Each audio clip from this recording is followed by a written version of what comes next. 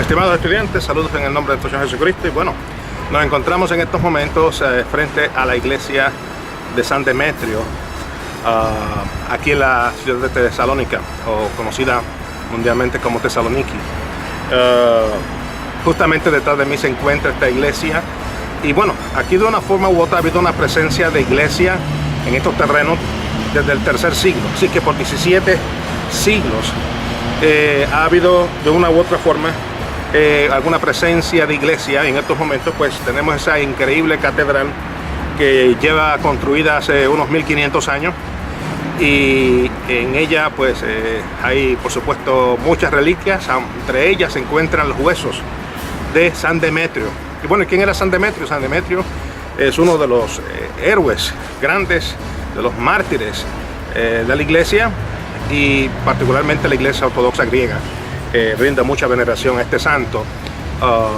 Y qué mejor lugar que de un sitio en el cual pues honra la memoria de uno de los mártires de la iglesia, que justamente hablar acerca de este tema que es tan importante cuando hablamos de la historia de la iglesia, el tema de los mártires.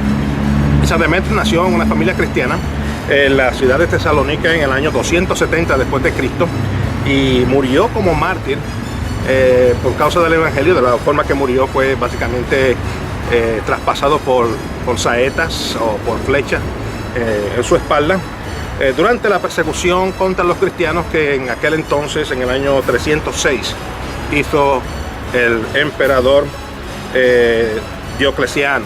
Así que esa persecución justamente fue aquí en esta ciudad, y esta ciudad, desde aquí pues pudiéramos estar horas y horas hablando de los diferentes mártires que contienen los muros de esta ciudad.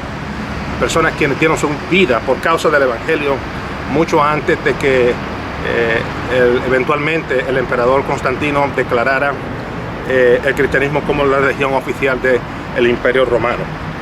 Así que eso es bien importante destacar antes de, por supuesto, ir al principio.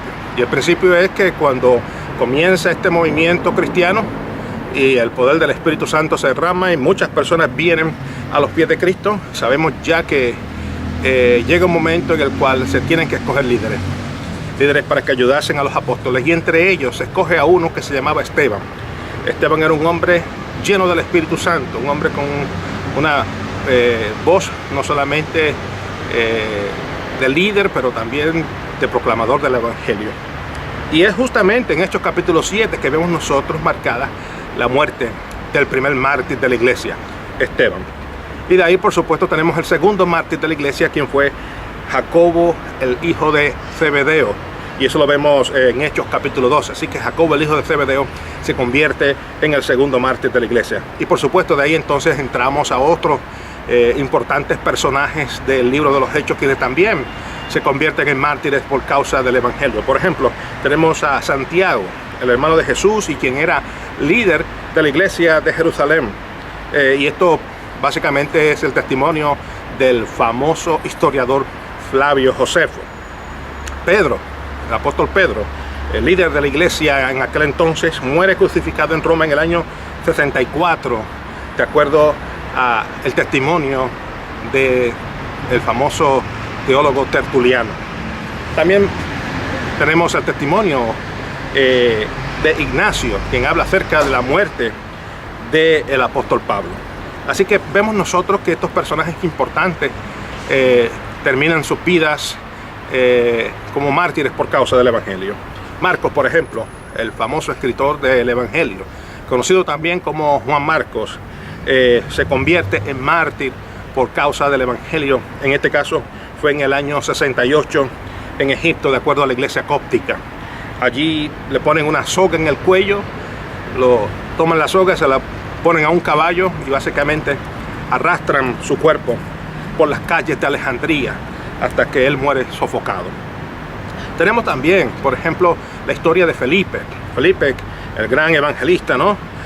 Y sus hijas, quienes eran profetisas. Todas ellas, los 13, murieron como mártires por causa del evangelio en lo que hoy es Turquía, en la ciudad de Hierápolis, en Asia Menor.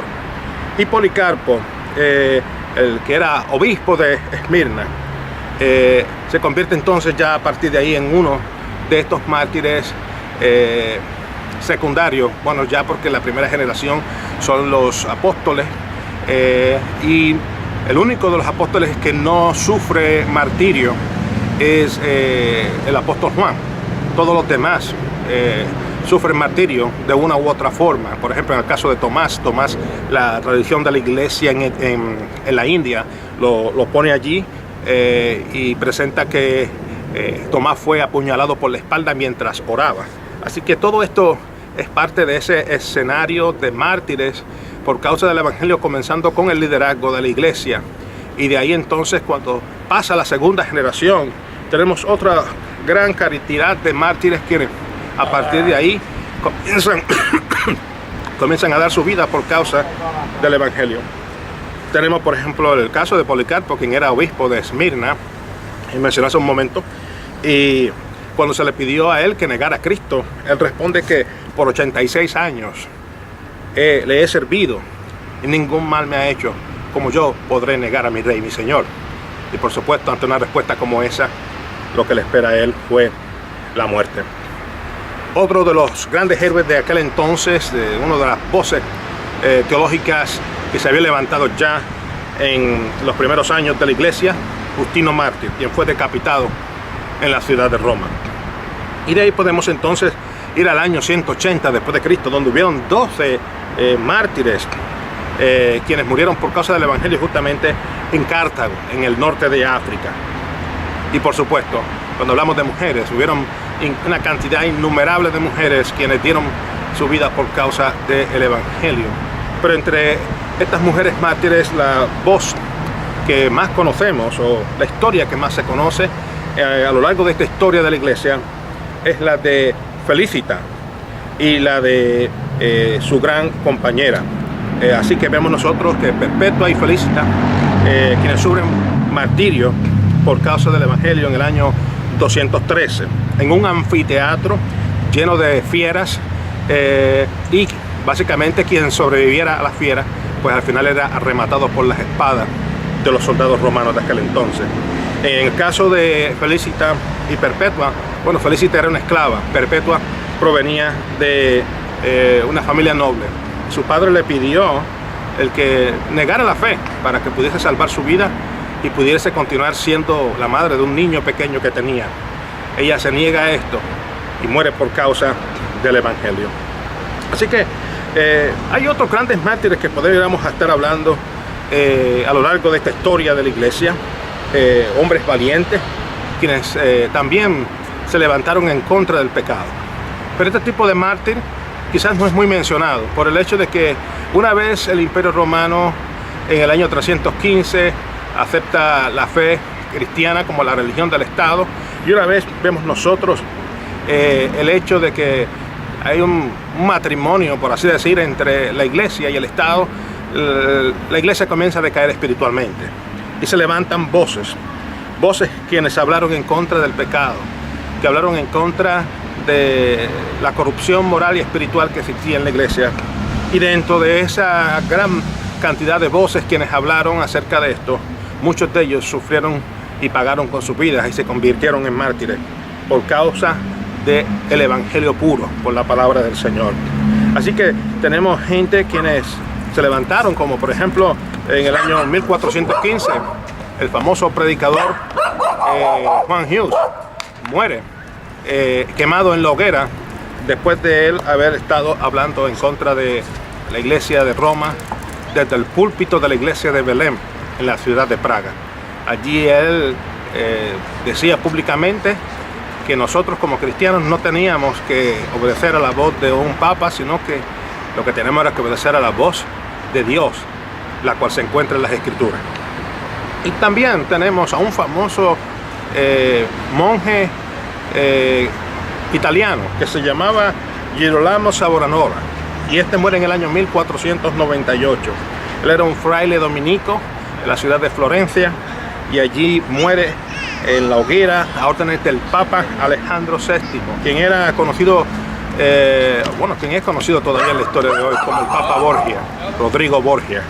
Así que vemos nosotros que habían voces dentro de la iglesia quienes se estaban oponiendo a todo este tipo de vida corrupta que llevaban en aquel momento de la Edad Media muchos de los líderes religiosos. También tenemos personajes como William Tyndale, que en el año 1535 fue quemado en la hoguera por traducir parte de la Biblia en el idioma inglés. Así que cada uno de estos personajes dejó una marca a lo largo de esta historia de la iglesia. Una marca que quizás es triste, desde lo que vemos nosotros en el libro de los Hechos, y continuamos viendo a través de los escritos de grandes historiadores o de grandes personas quienes se dedicaron a documentar todo este tipo de eventos.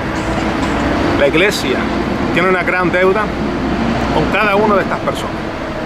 Con cada una de estas personas quienes, frente a la adversidad, frente a la oposición espiritual como oposición por parte de seres humanos y personas y poderes, tanto políticos como religiosos, se levantaron e hicieron frente, declararon al Señor como Jesucristo, el Salvador de la humanidad, el hombre Dios, 100% Dios, 100% hombre, quien vino a cambiar, a transformar al mundo. Y así que hoy día levantamos esta voz para honrar la memoria de cada una de estas personas.